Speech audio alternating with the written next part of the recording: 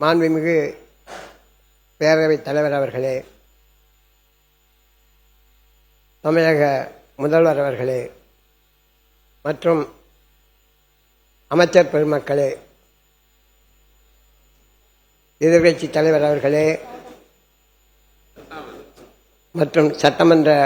உறுப்பினர்களே, உங்கள் அனைவருக்கும் ஐயா தென்னாட்டு அம்பேத்கர் இளைய பெருமாள் நல்லாசியுடன் அண்ணன் தொல் திருமாவளவன் அவர்களின் ஆசீர்வாதத்துடன் என்னுடைய கன்னி பேச்சில் நான் வைத்த கோரிக்கையை ஏற்று அனைத்து சட்டமன்ற உறுப்பினர்கள் என்ற கோரிக்கையின் அடிப்படையில் நான் எனக்காக கேட்கவில்லை, இருந்தாலும் வருகின்ற சட்டமன்றத்தில் இருக்கின்ற அனைத்து உறுப்பினர்களும் இதை பயன்படுவார்கள் என்ற பரந்த மனப்பான்மையோடு நான் கேட்டதை நிறைவேற்றி தந்த ஐயா முதல்வர் அவர்களுக்கும் பேரவை தலைவர் அவர்களுக்கும்